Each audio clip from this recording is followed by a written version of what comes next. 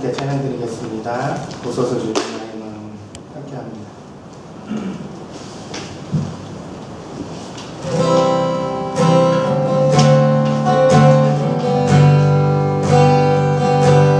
보소서 주님 나의 마음을 성한 건 없습니다. 그러나 내 모든 것 주께 드립니다.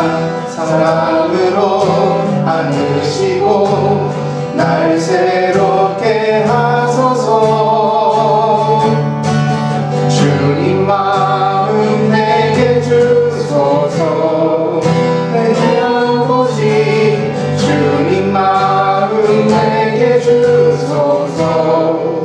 나를 향하신 주님의 뜻이 이루어지도록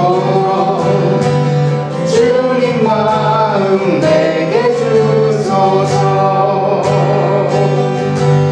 내게 사랑을 가르치소서. 당신의 마음으로 용서하게 하소서.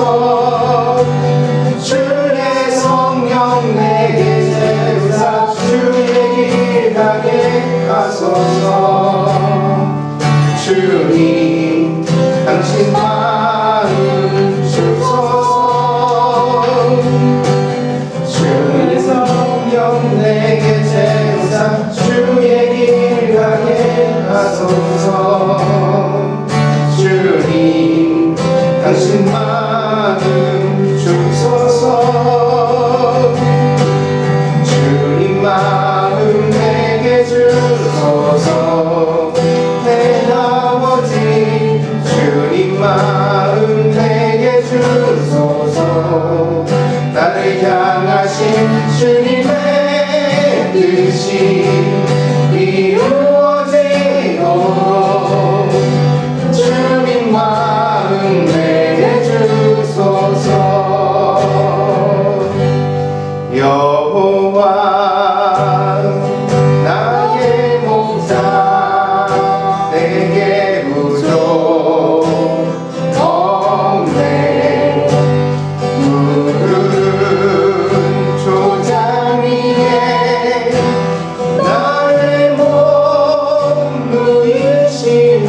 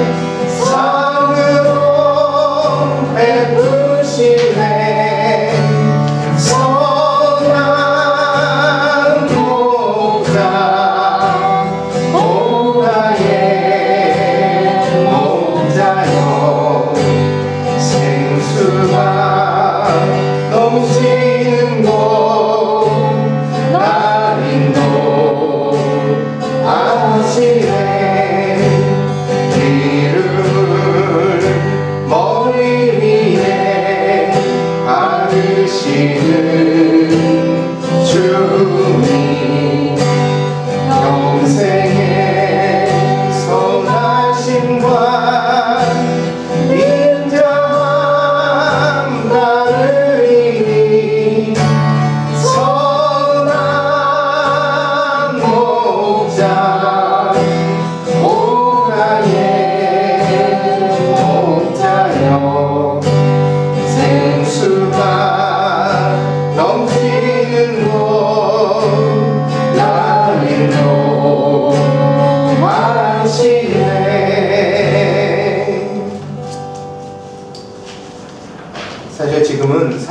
기간입니다.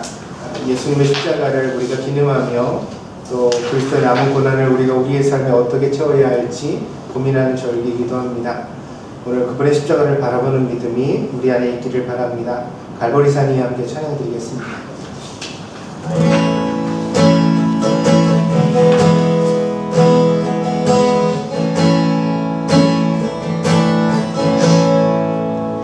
갈보리산 위에 십자가 섰으니 주가 고난을 당한교라.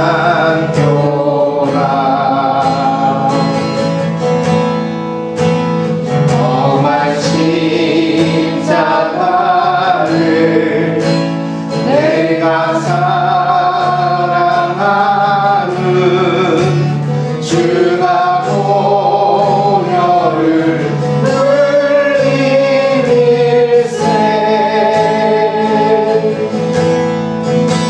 죄 무슨 일을 어디까지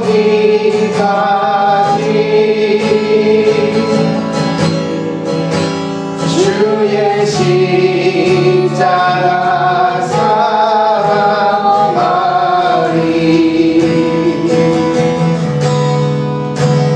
빛나며 류만 막기까지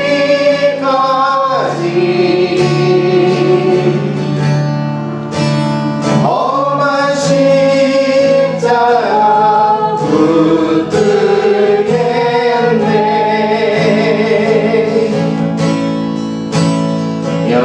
멸시함을 받은 주의 십자가에 나의 마음이 끌리도다.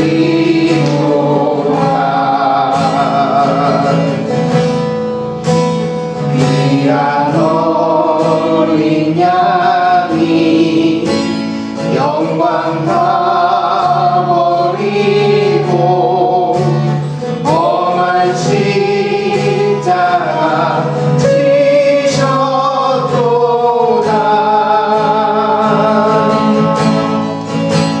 죄 웃은 일을 어디까지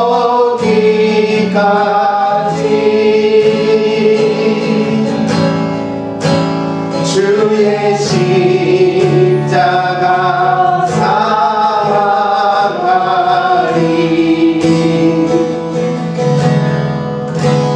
빛난 멸류관 막기까지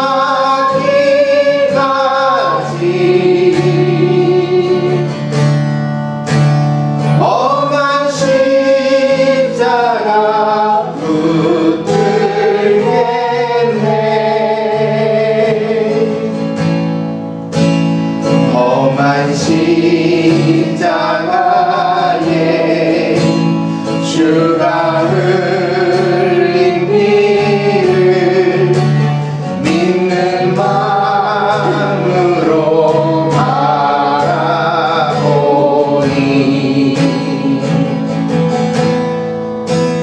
나를 용서하고 내 제사 하시며 주가 흘리신 오열일세.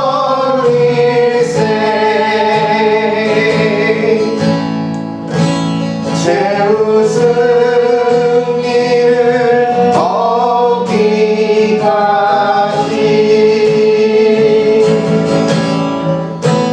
주의 십자가 사랑하리.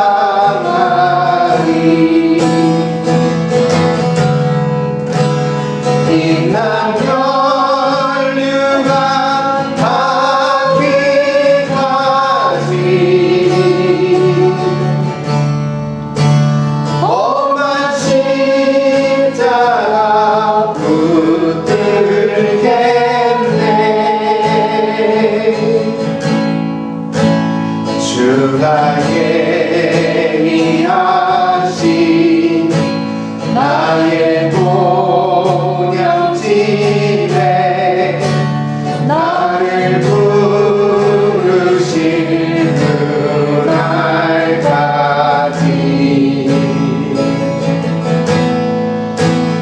험한 십자가를 항상 달게 지고 내가 죽도록 충성하리. 최후 승리를 얻기까지 주의 십자가 사랑하리.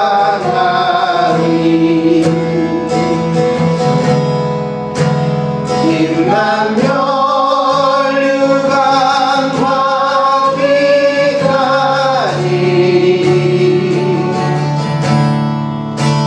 험한 십자가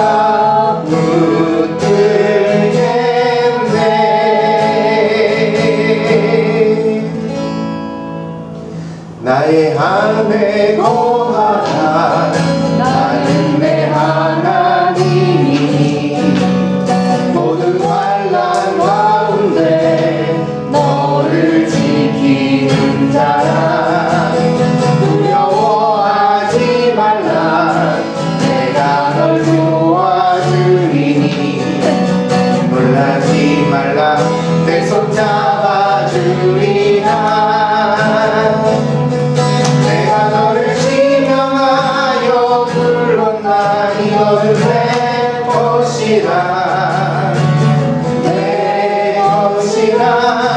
너의 하나님이라. 내가 너를 보배롭고 존귀하게 여기노라. 너를 사랑하는 내 여호와라. 내가 너를 지명하여 불렀나니 너는 내 것이라. 내 것이라. 너의 하나님이라. 내가 너를 보배롭고 존귀하게 여기노라. 너를 사랑하는 내 여호와라. 시간이 되었으므로 다같이 묵상 기도 드림으로 주일 예배를 하나님 앞에 함께 드리겠습니다. 다같이 묵상으로 기도하시겠습니다.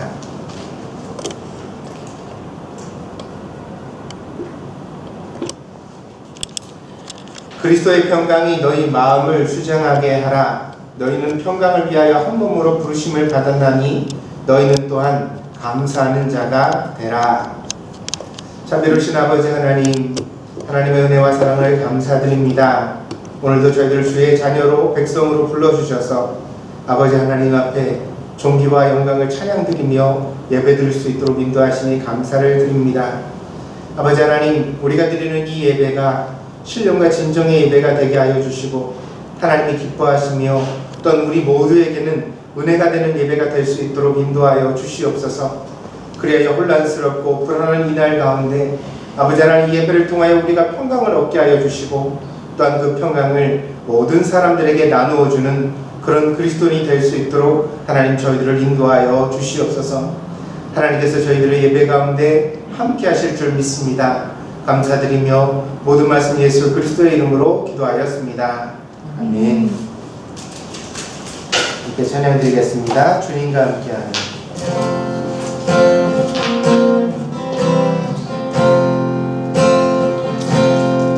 주님과 함께하는 이 고요한 시간 주님의 보좌 앞에 내 마음을 쏟네 모든 것 아시는 주님께 감출 것 없네 내 마음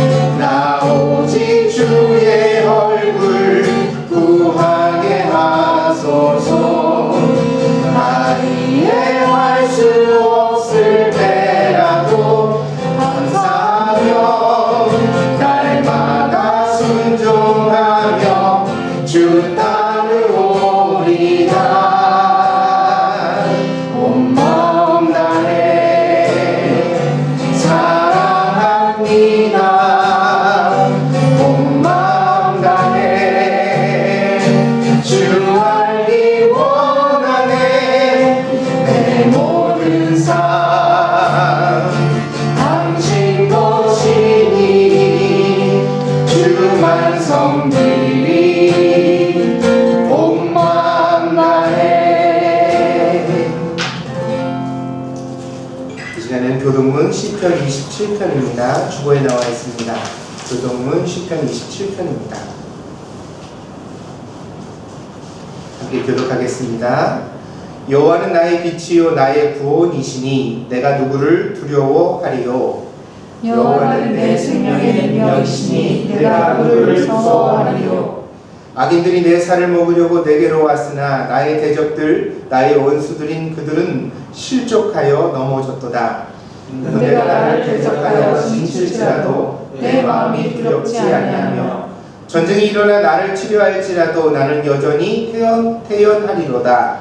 내가 여호와께 바라는 한 가지 일 그것을 구하리니 곧 내가 내 평생에 여호와의 집에 살면서 여호와의 아름다움을 바라보며 그의 성전에서 사모하는 그것이라. 여호와께서 환난 날에 나를 그의 추막 속에 비밀히 지키시고 그의 장막 은밀한 곳에 나를 숨기시며 높은 바위 위에 비추리로다. 이제 내 머리가 나를 둘러싼 내 원수 위에 들리리니 내가 그의 장막에서 즐거운 제사를 드리겠고 노래하며 여호와를 찬송하리로다. 아멘. 오늘 시편 27편은 많은 위험 가운데서 우리를 보호하시는 특별한 하나님의 보호하심에 대하여 우리에게 말해주고 있습니다. 우리가 마음과 뜻을 같이하여 하나님 앞에 예배드리는 이유가 여기 있다고 생각합니다. 하나님께서 우리와 함께 하시고 또 우리에게 은혜를 주신다는 사실을 늘 잊지 않는 성도들이 되어지기를 바랍니다. 이 시간은 다 함께 사도신경으로 신앙 고백을 함께 드리도록 하겠습니다. 함께 합니다.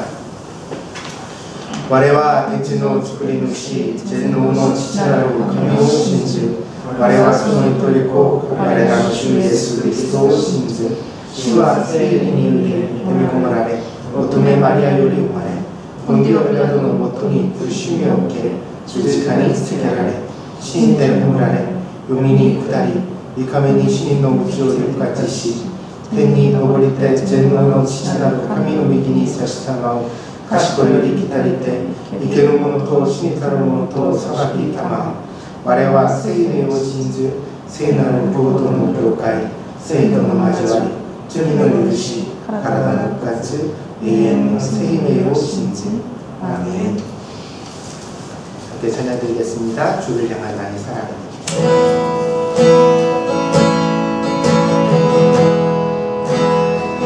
주를 향한 나의 사랑을 주께 고백하게 하소서. 아름다운 주의 그늘 아래 살며 주를 보게 하소서. 주님의 말씀 선포될 때에 땅과 하늘 진동하리니 나의 사랑 고백하리라. 나의 구주 나의 친구 부러운 주의 손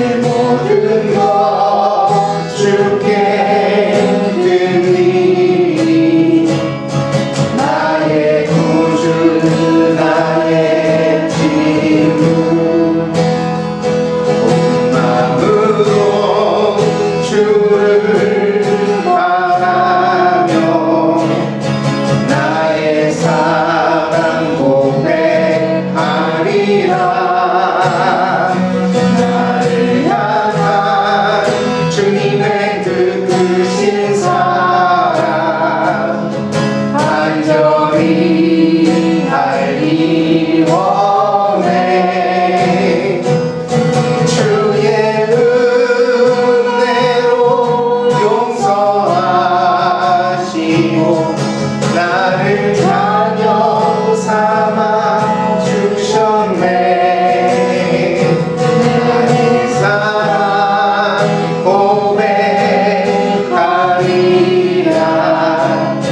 나의 구주 나의 친구. 이 시간에 다 같이 마음을 같이 하여 하나님 앞에 기도드리도록 하겠습니다. 함께 기도합니다. 은혜와 자비가 한이 없으신 아버지 하나님, 하나님의 은혜와 사랑을 감사드립니다. 지난 일주일 동안에도 저희들을 주의 장중에 지켜주시고 오늘 주의 전에 나와 함께 예배드릴 수 있도록 하나님께서 은혜 가운데 인도하여 주심을 감사드립니다. 많은 성도들이 코로나19로 인하여서 아버지 하나님 예배당에 나오지 못하고 가정에서 예배를 드립니다. 하나님 그 모든 성도들의 마음을 하나님 위로하여 주시고 속히 우리들의 일상이 회복되어 하나님 앞에 함께 모여 기쁨으로 예배드릴 수 있는 복된 교회가 될 수 있도록 인도하여 주시옵소서.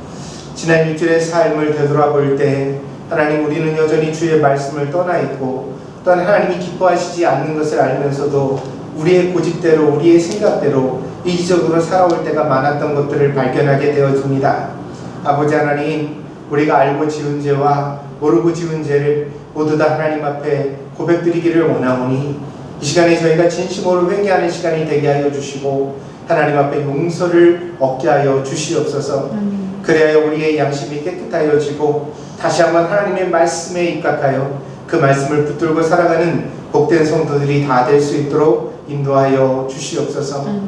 아버지 하나님, 이 시대를 바라봅니다. 온 나라에 전 세계에 아버지 하나님 바이러스가 퍼져 많은 사람들이 고통 속에 신음하고 있습니다. 병을 앓는 사람, 그리고 죽음의 사경에 있는 사람, 또 그 병을 고치기 위하여 많은 사람들이 자기의 건강과 생명을 걸고 싸우고 있는 힘든 시기입니다. 아버지 하나님, 이 일에 함께하는 모든 이들에게 하나님의 지혜와 총명을 더하여 주시고 하나님께서 그 마음을 위로하시며 붙들어 주시기를 원합니다. 그래야 우선 이 질병과의 싸움에서 하나님 승리하게 하여 주시고 다시 한번 하나님 앞에 평강으로 예배드릴 수 있는 일상을 되찾을 수 있는 저희들이 되게 하여 주시옵소서. 아버지 하나님, 이 일을 위하여 정말 아버지 하나님 정부와 각국 나라의 지도자들의 역할이 무엇보다 중요한 때인 줄 압니다.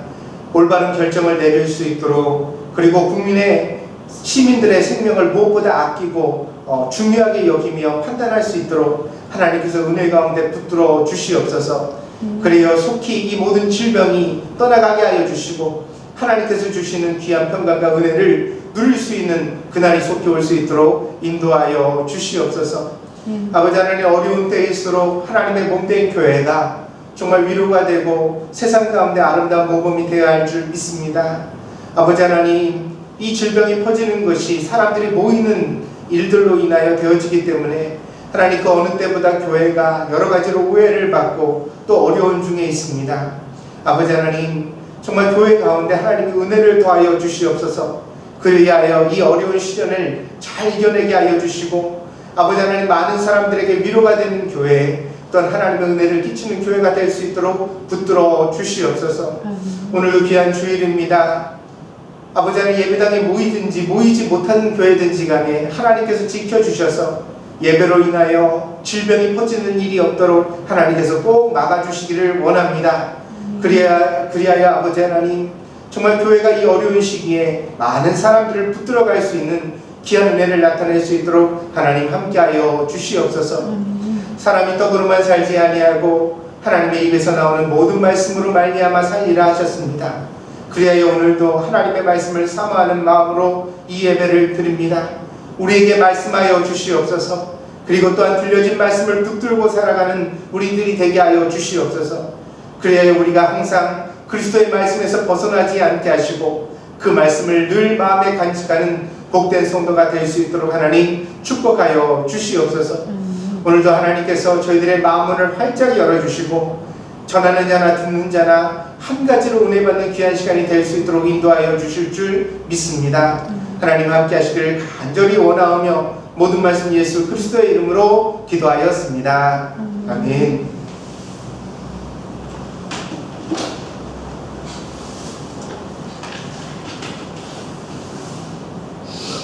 오늘 우리에게 주신 하나님의 말씀은 고린도전서 8장 8절에서 13절입니다. 고린도전서 8장 8절에서 13절입니다. 받들어 봉독하겠습니다. 음식은 우리를 하나님 앞에 내세우지 못하나니 우리가 먹지 않는다고 해서 더 못 사는 것도 아니고 먹는다고 해서 더 잘 사는 것도 아니니라. 그런즉 너희의 자유가 믿음이 약한 자들에게 걸려 넘어지게 하는 것이 되지 않도록 조심하라. 지식 있는 내가 우상의 집에 앉아 먹는 것을 누구든지 보면 그 믿음이 약한 자들의 양심이 담력을 얻어 우상의 재물을 먹게 되지 않겠느냐. 그러면 내 지식으로 그 믿음이 약한 자가 멸망하나니 그는 그리스도께서 위하여 죽으신 형제라. 이같이 너희가 형제에게 죄를 지어 그 약한 양심을 상하게 하는 것이 곧 그리스도에게 죄를 짓는 것이니라. 그러므로 만일 음식이 내 형제를 실족하게 한다면 나는 영원히 고기를 먹지 아니하여 내 형제를 실족하지 않게 하리라. 아멘.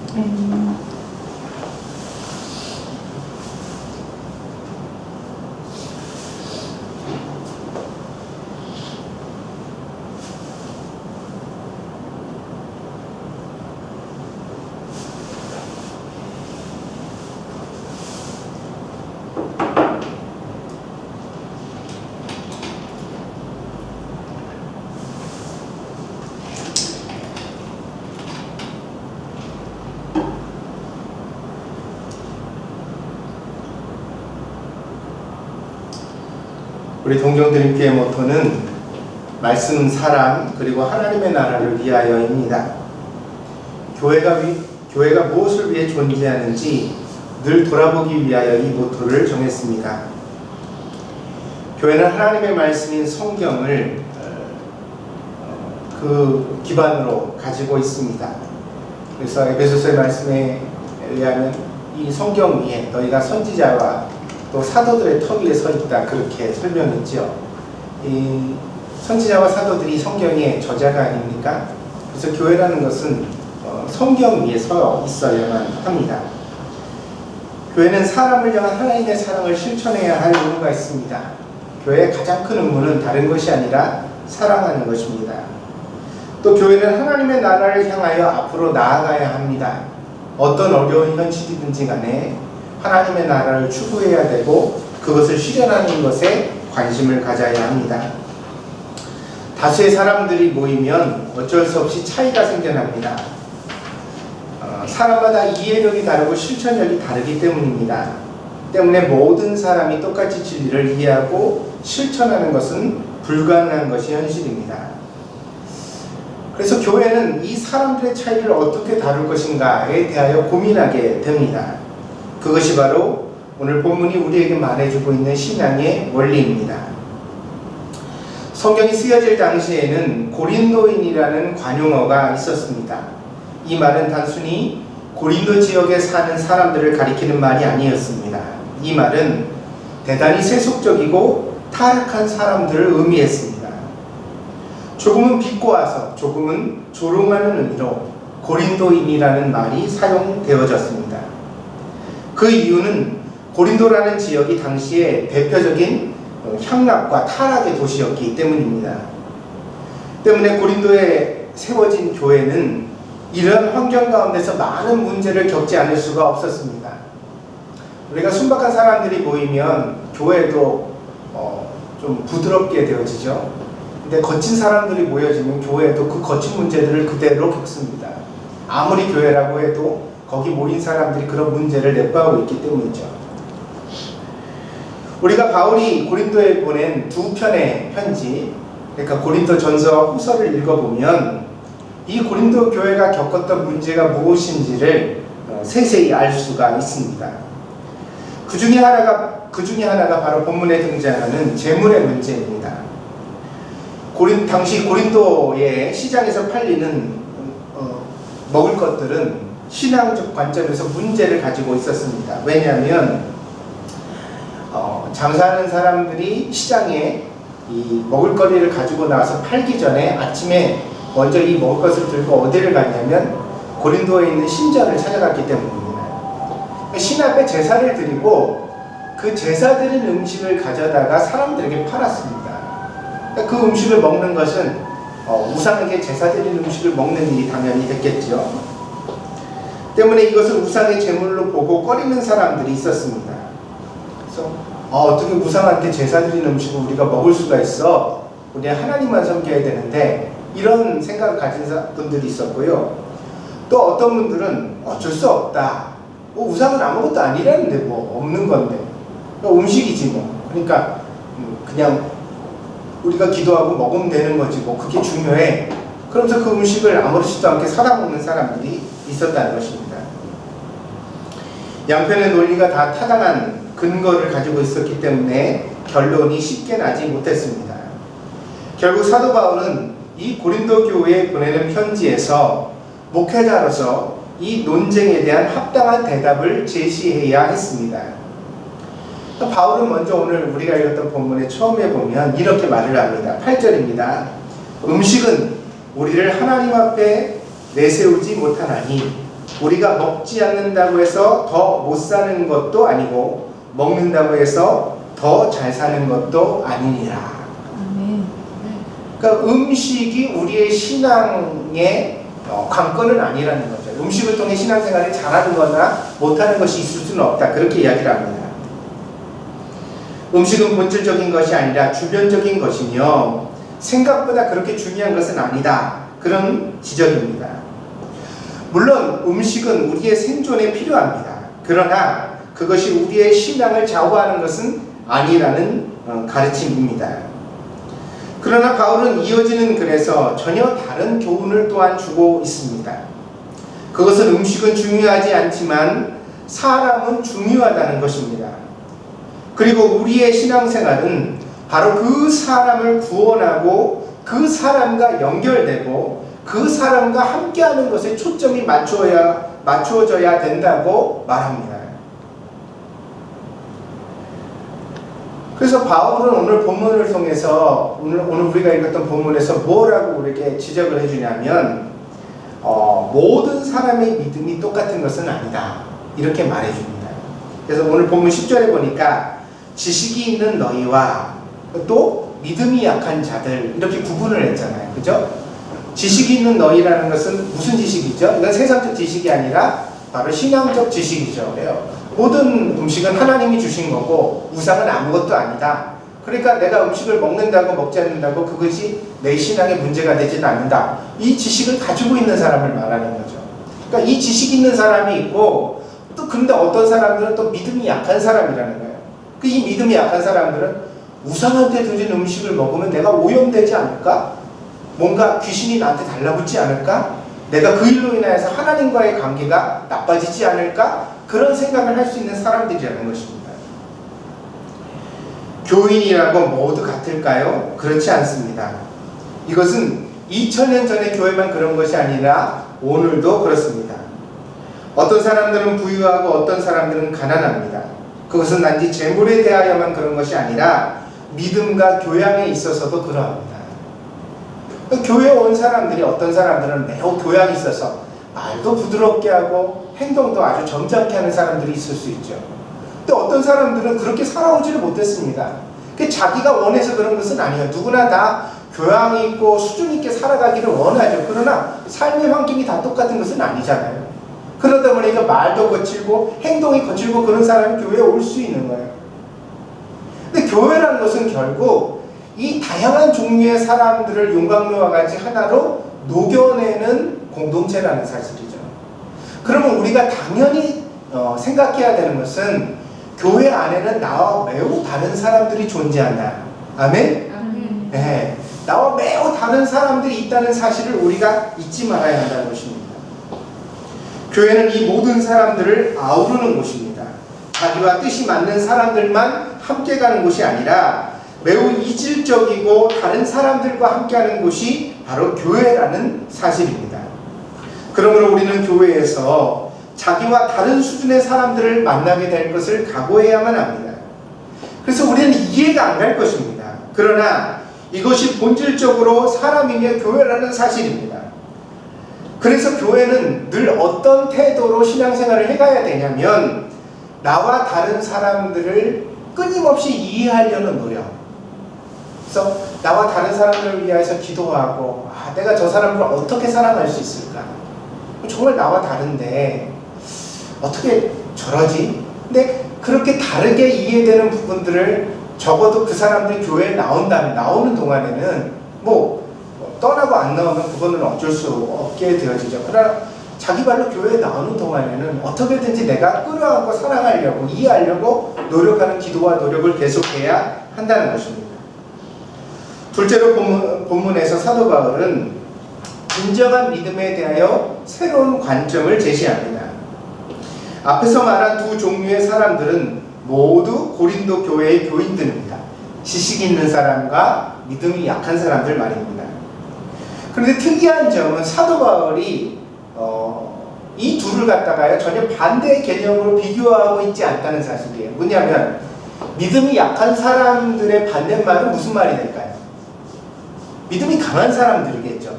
그래서 흑과 백을 대조하는 개념으로 만약에 이 말을 하고 있다면 사도 바울은 분명히 너희들은 믿음이 강한데 믿음이 약한 자가 있지 않느냐 이렇게 비교했을 것입니다. 그런데 사도 바울은 오늘 본문에서 어떻게 얘기를 하냐면 너희는 지식이 있다 이렇게 표현합니다. 바울은 우상의 제물은 아무것도 아니다. 다 하나님께서 주신 음식이니까 우리가 감사함으로 먹으면 문제될 것이 없다 라고 생각하는 이 지식에는 동의합니다.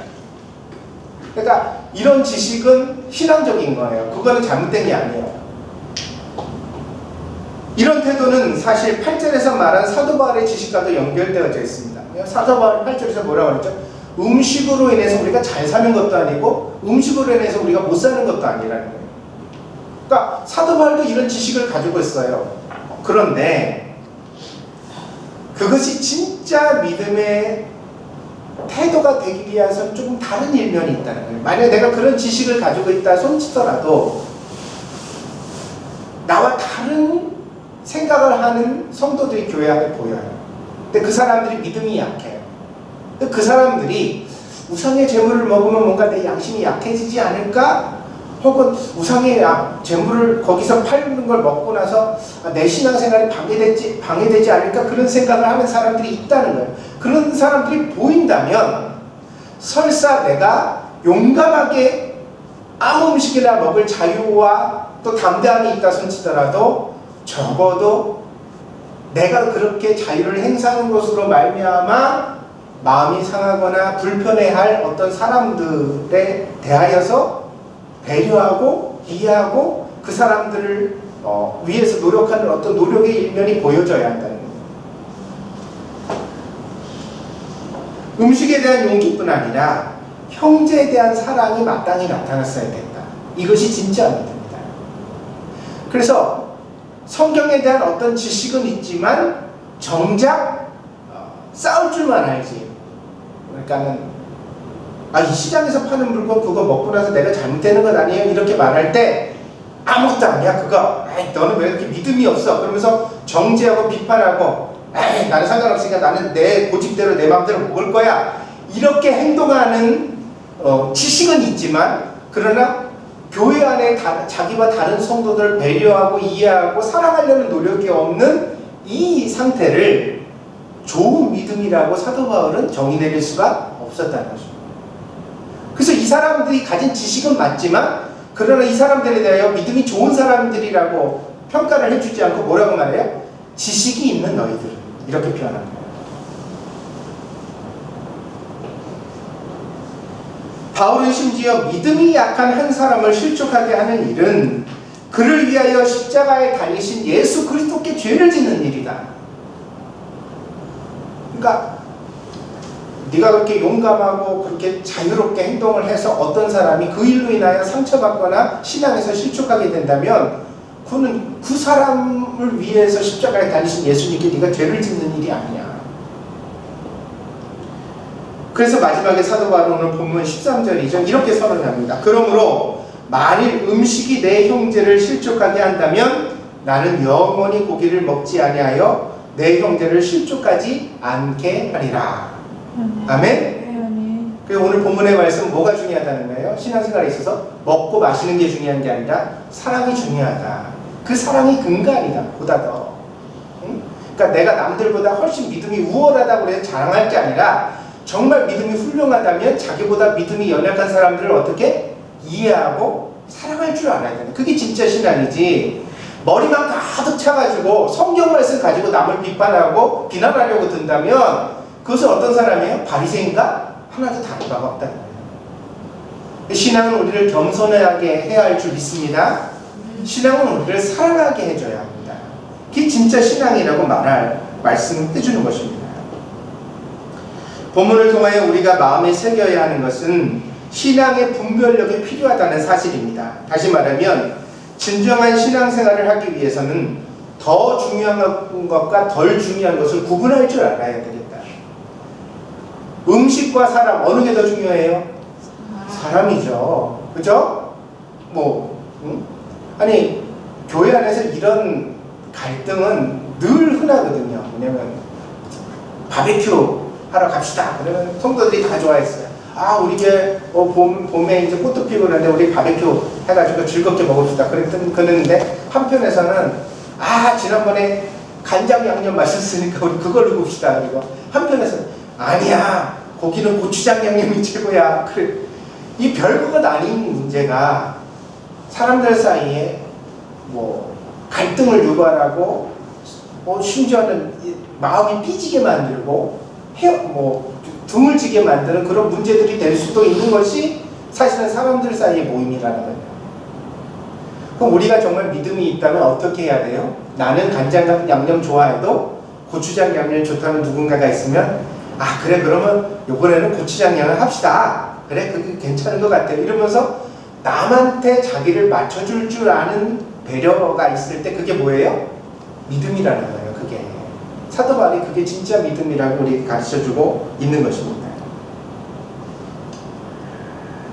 형제를 향한 사랑을 잃는다면 그가 아무리 열심으로 예배하고 기독교 신앙과 복음의 진리에 대하여 해박한 지식을 가졌더라도 그는 신앙에 있어서는 아웃사이더일 수밖에 없다.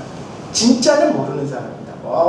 성경을 줄줄줄 외우고 웨스트민스터 소요리 문답을 갖다가 알고 어떤 성경적 신학적 지식을 줄줄하고 날마다 나는 큐티를 하고 새벽 예를 빠지지 않고 그렇게 말을 해도 정작 그러한 신앙적 지식은 있으되 정말 자기 주변에 있는 사람을 이해하고 배려하고 사랑할 줄 아는 실천이 없다면 그의 신앙은 적어도 성경적 진짜 신앙은 아니라는 거죠. 그래서 사도 바울은 고린도전서 13장에서 뭐라고 말하냐면 우리가 산을 옮기는 믿음이 있어도 사랑이 없으면 아무것도 아니다. 이렇게 말씀하고 있는 것입니다. 요즘 코로나19로 인하여서 주일 예배가 이렇게 잠시 정지돼야 된다는 주장 때문에 시끄럽습니다. 우리들 각자의 의견은 있습니다. 그러나 그 의견을 너무 강조하는 것은 스스로 삼가는 것이 좋겠습니다. 우리가 각자 자기 생각이 있지만 그 생각을 너무 노골적으로 이야기하면 자기와 생각이 다른 사람들과의 충돌이 일어나니까 좀 삼가하는 것이 좋겠다는 거예요.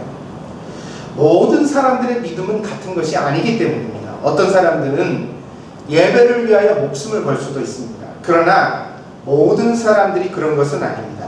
또한 그런 극단적 주장은요, 믿음이 약한 사람들을 겁먹게 만들거나 혹은 거부감을 느끼게 합니다. 그러면 교회가 그렇게 믿음으로 막 모인다고 강제로 모여가지고 사람들한테 막 전염병을 다 퍼지게 만들면 그거 누가 책임질 건데, 이런 생각을 할 수 있거든요.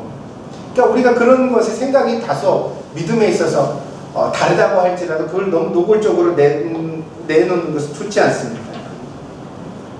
실제로 요즘같이 기독교와 교회에 대한 사회적 거부감이 확산된 적이 없었습니다. 교회가 참 많이 공격을 받고 있습니다. 오늘 아침에 페이스북을 제가 살피다 보니까 어떤 목사님이 화가 나가지고 그렇게 글을 쓰셨더라고요.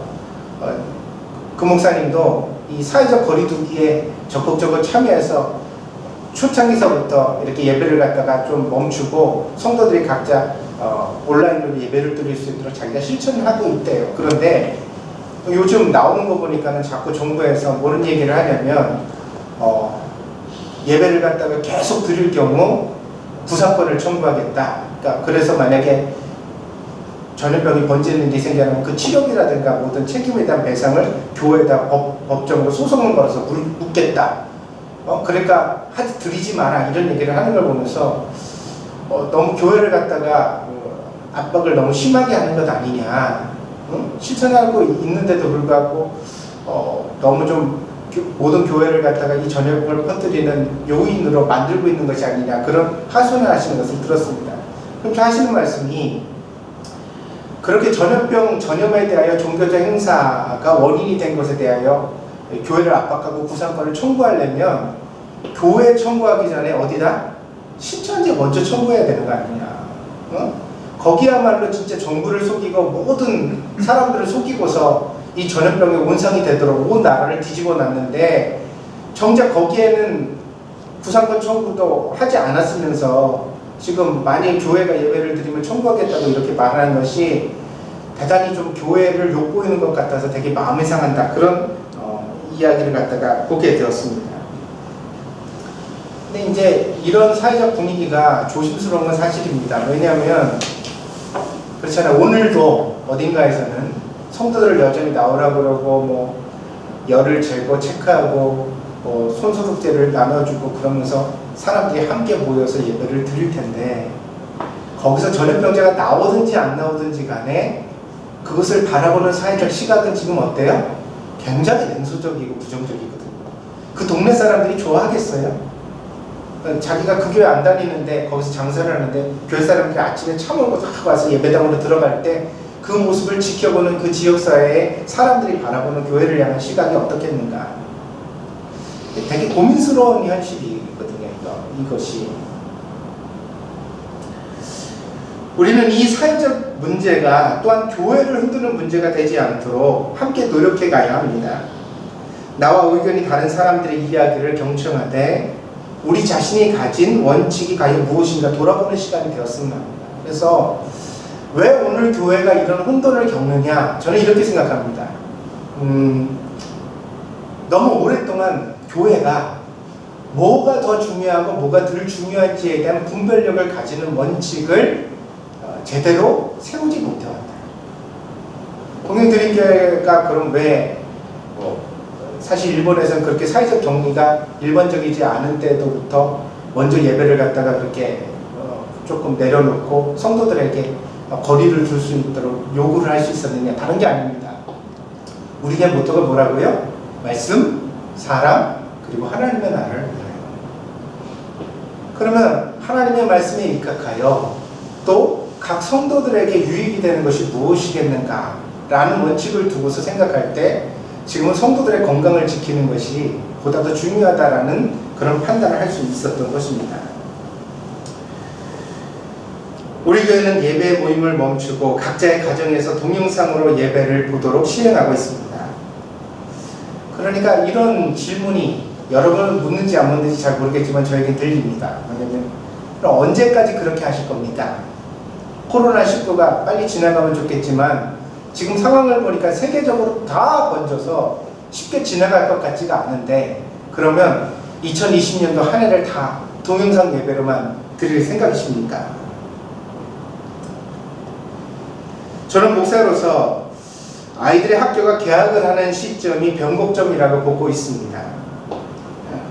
왜냐하면 이 코로나19는 한 가정만의 문제가 아니기 때문에 우리가 사회적 거리두기를 한다고 하더라도 우리 가정만 하고 우리 교회만 하면 돼요, 안 돼요? 안 돼요. 모두 다 동참해줘야 여기 의미가 있는 거예요. 사실은 직장도 되도록이면 재택근무를 하고 아이들도 학교를 안 가고 이 코로나19라는 것이 발병되는 기간이 보통 보름 정도라고 하니까 이 보름 동안 사회적 거리두기를 딱 자기를 정말 제대로 격리를 해가지고 그 안에 아무 증상이 없는 사람들은 건강한 사람들로 판별이 나고, 아멘? 그 안에 쪼까 뭐 증상이 있는 사람은 빨리 의료기관에 연락을 해서 어떤 격리된 치료를 받게 해서 이 질병이 사회로부터 딱 핀셋으로 딱 집어내는 것처럼 해결될 수 있도록 하자는데 이 사회적 격리의 취지가 있는 거예요. 근데 뭐 우리 교회만 격리되어지고 학교도 다 가고 직장도 다 가면 이게 뭐 해결의 방법이 없는 거죠. 그죠? 그렇게 되면 그때는 또 그때에 맞는 방식으로 우리가 대처를 해야 합니다. 어떤 식으로든. 국가적 단위에서 함께 참여하고 또한 그 기간 동안 국가가 책임을 다해서 전염병 문제를 해결하고 안전을 담보할 수 있도록 노력해 가야 합니다. 그런 점에서 저는 한국의 조치가 세계에 모범이 되고 있다고 생각합니다. 사회적 격리를 선언했을 뿐더러 또한 그 안에 어떻게든지 환자들을 찾아내서 음압병실이라고 하죠. 바이러스가 밖으로 나올 수 없는 장소로 분리해내서 이 환자들이 또 각 가정에 분리되어지도록 해서 그래서 이 안전을 갖다 담보할 수 있는 나라가 되도록 하는 것. 참 대한민국이 좋은 모범을 만들고 있다 생각합니다. 이쯤에서 제가 한 가지 사과를 드리고 싶습니다. 초기에 코로나19가 우한 바이러스라고 불리던 시절에 저는 중국의 통계를 바탕으로 이 질병이 그리 심각한 것은 아니라고, 왜냐하면요 당시 중국에서 보고되는 이 질병의 사망률이 한 3% 정도 됐는데 우리가 뭐라고 생각을 했냐면 중국 우한이 당시 의료적으로 공백 상태였기 때문에 병원도 다 차고 의사도 없고 그런 상태였기 때문에 치료를 못 받아서 이 사망률이 치사율이 높았다. 그리고 한국에도 전례되기 시작했는데 한국에서는 0.3% 뭐 이렇게밖에 안 됐거든요. 그러니까 이게 별로 위험한 질병은 아니다. 계절성 독감처럼 지나갈 수 있다. 이렇게 생각을 했었습니다.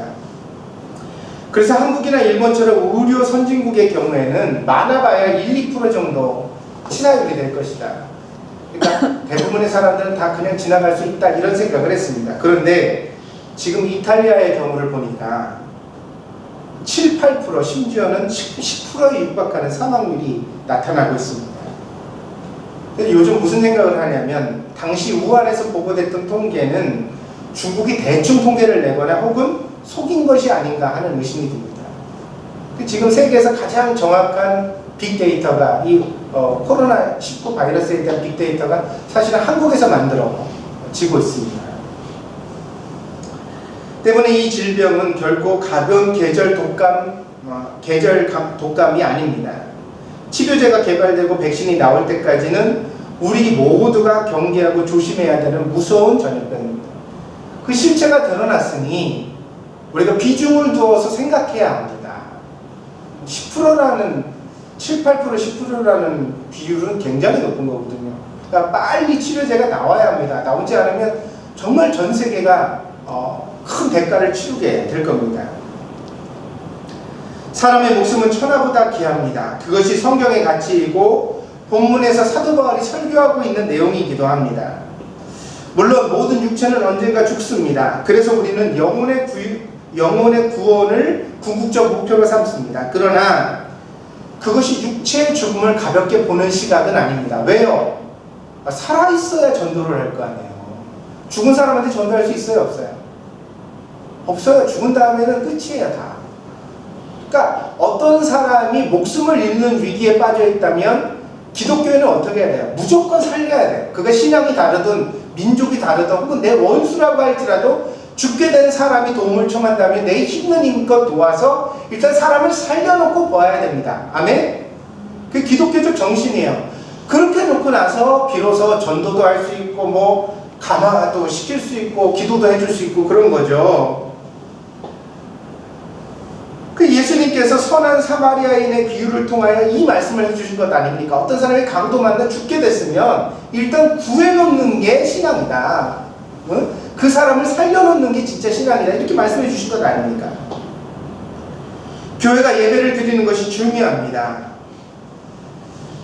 동영상을 촬영하고 편집할 수 있지만 사실 그렇게 예배를 드리는 것이 그다지 좋지는 않습니다. 사실 오늘도 목사로서는 대단히 괴로운 현실입니다. 제가요, 한 달여 이렇게 채워져 가는데, 우리 가족만 데리고 한두 명 이렇게 집사님들 오셔가지고 예배를 드릴 때, 이 모습을 보면 내가 잘하고 있는가에 대한 회의도 좀 있고, 그런 생각이 계속 들죠. 또 하나, 나만 유별나게 이렇게 하고 있는 것 아닌가, 그런 생각도 들고요. 또 하나, 사실 목사로서 힘이 빠집니다. 여러분이 아멘도 해줘야 힘이 나고, 여러분들 표정을 보면서 이 설교에 감동을 받아가지고 막 눈물이 글썽거리기도 하고, 또 어떤 면에서는 이렇게 웃어서 기뻐 웃기도 하고, 그래야 이 설교를 할 때 이 힘이 나는 거거든요. 근데 비디오 카메라만 바라보면서 저 너머에 나의 성도들이 있다, 저 너머에 있다 그러면서 설교를 할 때 다운되거든요. 굉장히. 다운되지 않으려고 굉장히 케어하려고 노력을 합니다. 그래서 요즘 운동을 되게 열심히 합니다. 제가 지난주 일주일 동안 제가 몇 킬로를 뛴 줄 아세요? 제 핸드폰에 기록을 보니까요, 지난 일주일에 57kg가 됐더라고요. 하루에 10km 이상 이렇게 해서 달리기를 한 것 같아요. 뛰는 게 좋아서가 아니라요, 뛰는 동안 목사로서 기도하는 거예요. 계속 그러면서 공원 들면서 빨리 지나가게 해달라고, 우리 성도들 지켜달라고, 또 아프신 저희 어머니 하나님이 꼭 지켜달라고 기도하다 보니까 그렇게 됐습니다. 저는요, 이 세상이 끝날 때까지 예배는 계속돼야 된다고 믿습니다. 사회가 아무리 발전하고 우리의 몸과 아무리 발전하고 변해도요, 우리의 몸과 몸으로, 마음과 마음으로 함께 모이는 예배는 계속되어야 한다. 그래야 사람과 사람이 사귈 수 있고, 그 사귐 속에서 사실 우리도 다듬어지는 것 아니에요? 여러분, 이렇게 동영상 예배를 계속 드리면 자기와 의견이 다른 사람을 이해할 필요가 있어요, 없어요? 그럼 편할 수도 있어요, 사실 이게. 나랑 생각이 다른 사람을 굳이 만날 필요도 없고, 응? 그러나 그렇게 신앙생활을 하면 우리의 신앙이 강해지는 게 아니라 약해지는 거예요. 진짜 신앙생활은 지식이 아닙니다. 믿습니까? 네. 진짜 신앙생활은 사랑이에요. 그리고 그 사랑은 만나야 실천할 수 있는 거예요. 그러나 지금의 상황은 전염병이 퍼져서 나와 내 가족을 위험에 노출시킬 뿐만 아니라 나로 인하여 이 전염병이 불특정 다수에게 옮겨갈 수 있는 가능성이 있는 시기라는 거예요. 심지어는 어때요? 나로 인해 누군가가 육체적 생명을 잃을 수도 있다. 이거 얼마나 두려운 일이에요. 나는 그냥 기침 한 번 했을 뿐인데, 내가 그런 의도가 있었어요? 살인의 의도가? 상대를 미워하는 마음이 있었어요? 그게 아니에요. 그냥 나는 기침이 나서 기침 한 번 했을 뿐이에요. 근데 그걸로 인하여 누군가는 죽을 수도 있다는 얘기예요.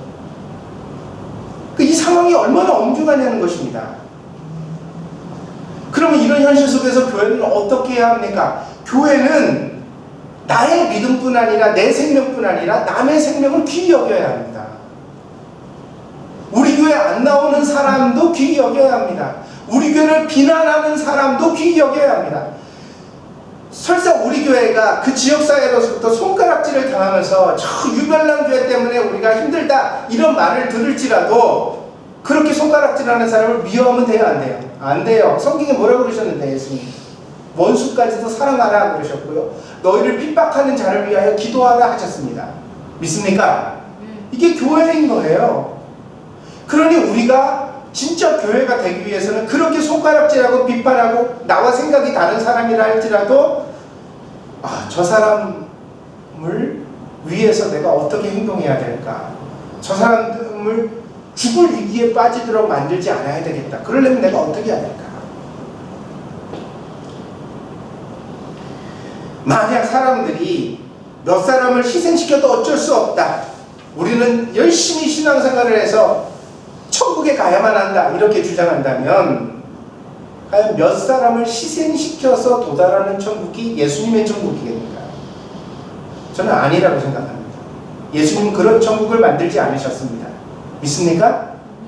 그 몇 사람까지라도 함께 데리고 가려고 끝까지 노력하는, 그리고 그 사람까지라도 사랑하려고 하는 그 사람들을 위하여 우리 예수님은 천국을 준비하신 줄 믿습니다.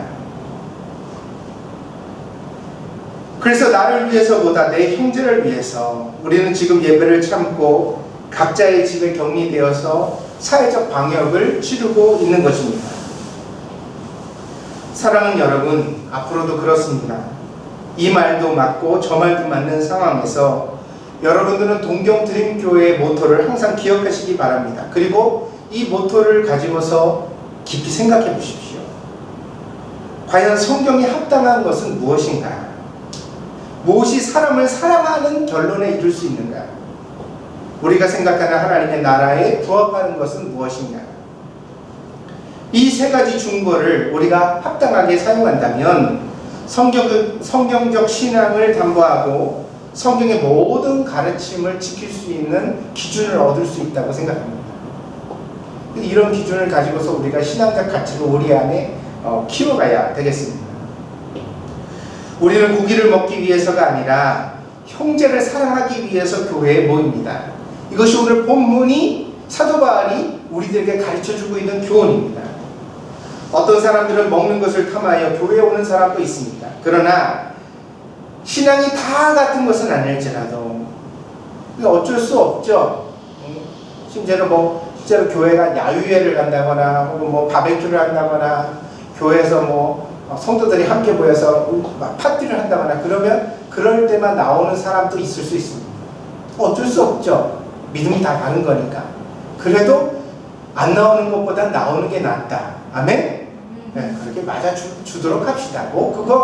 그 사람 하나 나와서 얼마나 많이 먹는다고 그걸로 인해서 쟤는 먹을 때만 나오고 저 사람은 먹을 때만 나오고 이런 얘기 우리 하지 맙시다. 그렇게 말하면 우리 신앙이 치사해지니까요. 하지 말도록 합시다. 하지만 이런 초보적 수준은 빨리 벗어나는 것이 좋습니다. 왜냐하면 이런 초보적 수준을 벗어나지 못하면 교회를 다녀도 유익이 없기 때문입니다. 교회 나와서 재밌을 때만 나한테 도움이 될 때만 교회를 나온다면 그 사람은 신앙의 진리와는 먼 사람이에요. 왜요? 신앙의 관건은 자기를 희생하여서 하나님의 말씀을 실천하는 데 있거든요.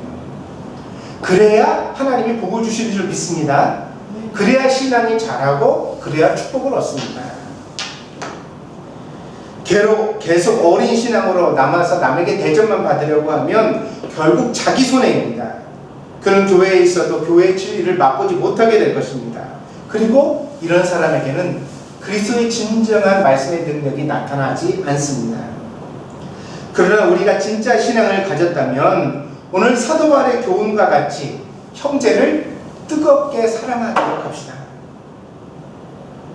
그리고 그 사랑 가운데서 나보다 믿음이 약한 사람들을 배려하도록 합시다. 한 사람을 살리는 것이 온 세상을 살리는 일이며 한 사람을 감동시키고 구원하는 것이야말로 온 세상을 구원하는 길이라는 사실을 잊지 말도록 합시다. 그래서 이런 고민을 우리는 그리스도인으로 해야 돼요. 뭐냐면 내가 어떻게 남에게 감동이 될까? 아멘? 어떻게 내가 남에게 감동이 될까? 저 사람을 내가 어떻게 감동시킬 수가 있을까? 늘 이것을 마음에 새겨 예수님을 믿는 마음으로 옆에 사람들을 살펴보는 저와 여러분들이 되어지기를 바랍니다. 그러면 주님께서 우리를 통하여서 하나님의 의를 이루시고 우리를 지켜주실 줄 믿습니다. 사랑하는 여러분, 어려운 때입니다. 어려운 때일수록 신앙은 절실해야 합니다. 믿음 생활에 있어서 느슨해지지 말고 이 어려운 때에 우리가 어떻게 더 열심히 신앙생활을 할까? 믿는 자답게 살까? 여러분 그렇지 않아요? 평상시 편안할 때는요 집에서 함께 있는 아이들도 어리광도 부리고 부모 속도 썩일 수 있어요. 그렇지 않아요? 반찬 투정도 하고 엄마 오늘은 왜 고기 반찬 안 줘? 그리고 봄이 됐는데 입을 옷이 없어 이런 얘기 해도 돼요. 평상시에는 다 그렇게 하면서 크는 거예요. 그런데 집이 부도가 났어요. 엄마가 몸이 아파요. 엄마가 아파가지고 지금 병원에 가도 고침을 받지 못하고 집에서 끙끙 앓아서 누워있는데 만약에 그 자녀가 집에서 나는 고기 반찬 없어 먹질 못하겠어 그리고 봄인데 나는 옷도 없어 너무 속상해 이렇게 얘기를 한다면 철이 없을 뿐더러 그 집안 꼴이 되겠어요? 어려울 때는 어떻게 해야 돼요? 협력해야죠. 마음을 모두어야죠. 평상시 어리던 부리던 아이도 그럴 때는 철이 들어야 되는 줄 믿습니다. 그래서 엄마 옆에 딱 앉아가지고 엄마 뭐든지 시켜요. 내가 도와드릴게요. 아프니까 엄마 하나도 하지 마요. 내가 도와드릴게요. 그래 간호를 하고 집안일을 솔선해서 그렇게 하고 그래야 그 어려움이 같이 이겨나갈 수 있는 그 엄마도 빨리 힘을 내서 일어날 수가 있고 아빠가 부도가 나서 정신이 없을 때도 아이가 와가지고 아빠 내가 오늘부터 저 맥도날드에 가서 아르바이트 하기로 했어요. 아빠 얼마 안 되지만 내가 내 차비랑 내 용돈을 내가 알아서 할 테니까 아빠 안 주셔도 돼요. 걱정 마세요. 몸은 건강하니까 내가 열심히 공부하면 이번 학기는 장학금 받을 수 있을 거예요. 말만 들어도 기분 좋죠. 그러면 부도난 아버지도 힘이 나겠어요, 안 나겠어요? 힘을 내서 다시 재기할 수 있고 다시 일어날 수 있는 힘이 그 가정으로부터 오는 것 아니에요. 힘든 시기는 열심을 필요로 해요. 교회가 어려울 때 성도들이 힘을 내야 됩니다. 사회가 어려울 때 그리스도인이 힘을 내야 합니다.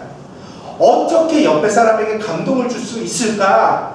어떻게 우리가 함께 힘을 낼 수 있을까? 내가 그런 긍정적 역할을 할 수 있을까? 나를 통해서 누군가에게 하나님의 은혜가 흘러들어갈 수 있을까? 그 생각과 고민이 마땅히 우리에게 있어야 되는 때인 줄 믿습니다. 그러므로 여러분 너무 겁먹지 마시고 너무 두려워하지 마시고 너무 패닉되지 마시고 압니다. 여러분도 힘든 거, 불안한 거 때로 어떨 때는 이 모든 것이 불명확한 일본을 떠나서 한국으로 빨리 가고 싶은 생각도 드는 때인 거 압니다. 아는데요. 갈 때는 가더라도 마지막 갈 때까지는 최선을 다하고 가자. 아멘? 그 있는 동안에는 그리스도인답게 살아야죠. 여기에 유익된 사람이 돼야죠. 이곳에서 우리가 뭔가 빛의 역할, 소금의 역할을 감당해야죠. 그러려면 신앙 있는 사람이 과연 어떻게 살아야 될 것인가에 함께 고민해보자. 한 번 더 농담하고 목사로서 여러분이 권합니다. 이런 시즌에는 여러분 농담을 권장합니다. 좀 유머있게 하세요. 조크를 던지고 일부러 장난을 거세요. 힘 빠지지 않게 해주세요. 서로에게 힘이 되도록 노력해주세요. 그런 노력을 통하여 이 힘든 시기를 우리가 함께 겪어내야 될 줄 믿습니다. 그래서 목사도 힘이 나고 성도도 힘이 나고 아빠도 힘이 나고 엄마도 힘이 나고 아이들도 너무 겁먹지 않도록 두려워하지 않도록 우리가 함께 다 같이 노력해서 이 힘든 시기를 믿음으로 잘 이겨내는 복된 성도들이 되어야 될 줄 믿습니다. 그러려면 어때야 돼요? 사람이 보여야 합니다. 나보다 연약한 사람이 보여야 합니다. 불평만 하지 마시고 어떤 환경 조건 마스크가 없다 휴지를 못 산다 뭐가 어떻다 아베 총리가 이번에 어떻게 했다 일본에 어떤 일들이 일어났다 이런 얘기 하지 마시고 그거 다 알아요. 우리 그거 알고 있어요. 이미 눈이 없는 사람이 없고 귀가 없는 사람이 없는데 누가 모르겠어요. 압니다. 알지만 그런 상황 가운데서 우리가 어때야 돼요? 사람이 보여야겠다. 어떤 사람이 그런 일들로 인해서 겁먹고 있는 사람이 불안해하는 사람이 두려워하는 사람이 힘들어하는 사람이 보여야겠다. 그래서 그 사람에게 손을 내밀고 관심을 표명하고 도움을 줄 수 있는 역할 그것이 신앙이다. 하나님께서 그렇게 행하는 자에게 복을 더하신 줄 믿습니다. 오늘 이 말씀 우리가 함께 명심하여 하나님 앞에 함께 나아가는 복된 성도들이 되어지기를 바랍니다. 기도하겠습니다. 사람이 할 수 있는 모든 일을 행한 다음에는 하나님의 행하심을 기다려야 합니다.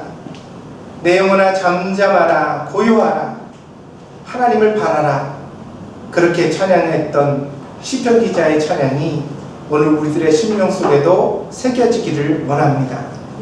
그래야 이 어려운 시기에 우리가 신앙을 행하게 하여 주옵소서. 환경과 조건과 여건과 상황이 보이기 전에 먼저 사람이 보일 수 있도록 도와주시고 그래서 내 주변에 있는 사람들의 마음을 어루만지게 하시고 배려하게 하시고 힘이 되게 하시고 웃음이 되게 하시고 사랑하는 성도를 통하여 하나님의 은혜가 넓게 흘러갈 수 있도록 하나님 축복하여 주시옵소서.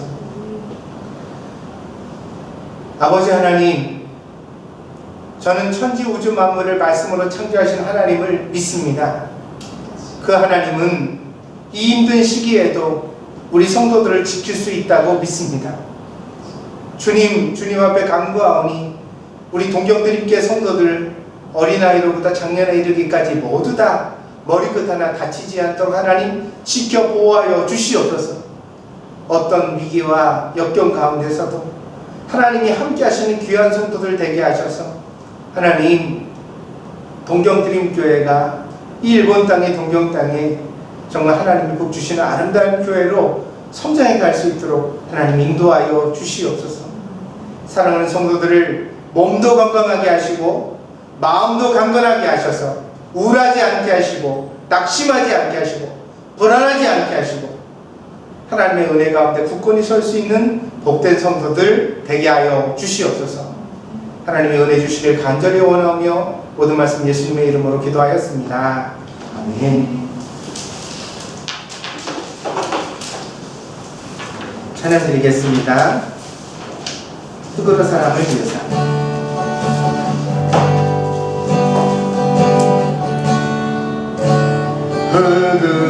흙으로 사람을 지으사 그 토에 생기를 불어넣으신 주 하나님, 우리 믿의 아들을 세상에 보내신 사랑의 주 하나님 사랑해. 나는 하나님 영상 따라 지음받은 몸이니 이 몸을 주께 바치니 항상 내 생활 중에 주를 부인하지 않으며 내 주를 섬기렵니다.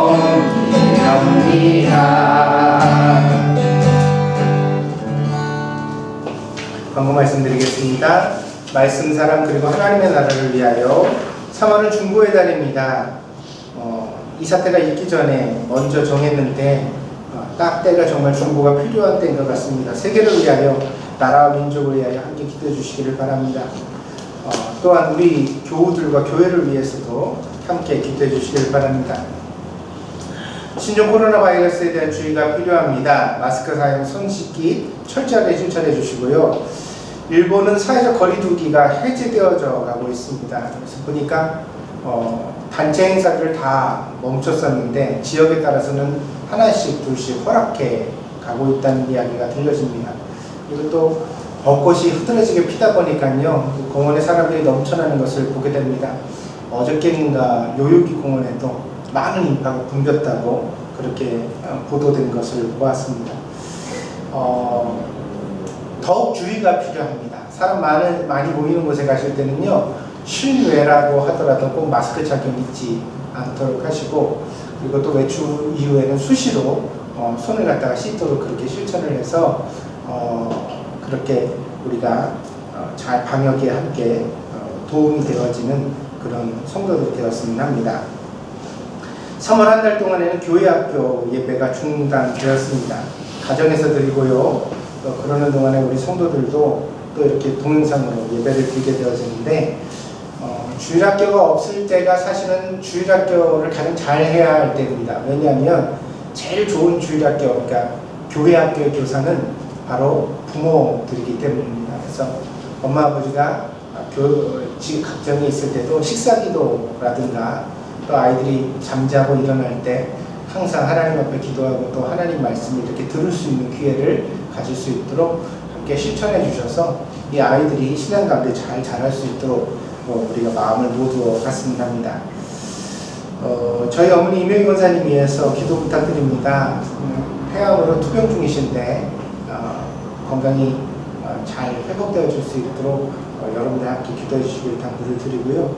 또 여러분에게 무슨 소식이 있을 때는 목사에게 좀 알려주시기를 당부를 드립니다. 그래서 교회가 모임을 가지지는 못하지만 교회 안에서 계속 성도의 교제가 이루어질 수 있도록 목사에게 말씀을 해주시면 고맙겠습니다. 그래서 아이들의 문제라든가 혹은 여러분들 직장의 문제라든가 여러 가지 기도 제목 같은 것들을 교회 단체 카톡방에 올려서 공유하시는 것이 좀 부담스러울 때는 목사에게 개인적으로 이렇게 말을 걸어주시면 언제든지 응대하겠습니다. 그래서 또 여러분이 아주 사생활에 대한 이야기를 하셔서 목사에게 목사님만 아시면 좋겠습니다 이렇게 얘기를 해주시면 저는 또 그런 것을 잘 지킵니다. 그러니까 여러분들 서로 그렇게 소식이 주고받아져서 제가 여러분들을 방문드리지 못하더라도 목사로서 기도할 수 있도록 아름다운 목양의 관계가 되어지도록 함께 노력해 주시면 좋겠습니다. 다른 방법 혹시 있으십니까? 없으시면 우리 마지막 찬양이죠. 함께 드리고 그리고 축도드리며 태하도록 하겠습니다. 내는 주의 영광을.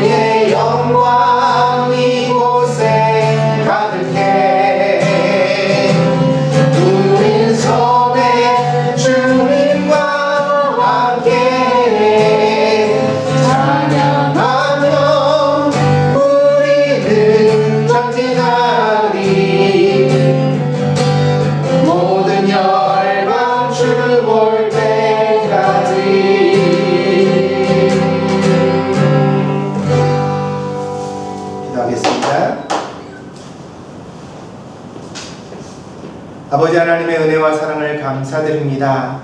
사랑하는 성도들을 보내어 주시고 예배드리게 하시고 또 말씀 속에서 하나님의 은혜를 받게 하셨사오니 하나님 주신 은혜 마음에 잘 간직해서 그 말씀의 능력으로 이번 한 주도 승리하는 성도들 되게 하여 주시옵소서. 성도들이 주님 앞에 나올 때 빈손으로 나오지 아니하고 아버지 하나님 귀한 것 준비하여 하나님 앞에 드렸습니다. 소득의 11조와 선교와 구제와 감사의 제목으로 드렸사오니 아버지 하나님 성도들의 헌신을 기억하여 주시고 귀한 것을 통하여 사랑하는 동경드림교회가 지켜지게 하시고 또한 귀한 것을 드린 손길들마다 하늘의 창고가 열려지며 하나님이 주시는 만복을 얻을 수 있도록 하나님 축복하여 주시옵소서. 사랑하는 성도들 육신과 그 마음이 강건케 하시고 어디를 가나 소금과 빛의 역할을 감당하게 하시며 늘 주님과 동행하여 아름다운 삶의 열매를 맺는 귀하고 복된 성도들 되게 하여 주시옵소서. 아멘. 아버지 하나님, 사랑하는 성도들에게 하나님의 보호하심이 임하기를 원하오니 어디를 가나 무엇을 하나 눈동자와 같이 지켜주시는 하나님의 은혜가 늘 있게 하여 주셔서 아버지 하나님, 어디서나 하나님과 함께하는 귀한 성도를 될 수 있도록 하나님이 축복하여 주시옵소서. 아멘. 아버지 하나님, 사랑하는 성도들의 가정에 복을 빕니다. 부부가 서로 존경하며 사랑하며 살게 하여 주시고 자녀들을 양육할 때 주의 교양과 훈계로 양육하게 하여 주시옵소서. 그래야 사랑하는 성도들의 가정들마다 그리스도의 향기가 가득하게 하여 주시고 서로 진심으로 사랑하는 가정, 어려울 때 더 힘이 나는 가정, 하나님 함께 마음을 합하여 모든 역경과 고난과 어려움을 이겨내는 그런 강한 가정이 될 수 있도록 하나님 축복하여 주시옵소서. 그래야 저들의 가정을 통하여 또한 교회로 힘을 얻게 하여 주시고 모든 성도들이 아름다운 교제를 나눌 수 있도록 하나님께서 인도하여 주시옵소서. 사랑하는 성도들 머리 위에 하나님께서 은혜와 지혜와 총명을 더하여 주실 줄 믿습니다. 지금은 우리 동정드림교회의 주인이 되시는, 목자가 되시는 예수 그리스도의 한량없는 은혜와 날마다 우리에게 사랑의 모범을 보여주시고 또한 우리를 뜨겁게 사랑하시는 아버지 하나님의 극진하신 사랑하심과 그리스도의 말씀을 통해 우리를 격려하시며 그 말씀을 통해 우리를 이끌어주시는 보혜사 성령님의 교통하시며 내재하시며 충만하신 은혜가 오늘 사랑하는 동정드림께서 예배를 드리는 모든 성도들 머리 위에, 저들의 가정과 직장과 학업 위에, 저들의 모든 미래 위에 지금으로부터 영원히 함께 계실지어다. 아멘.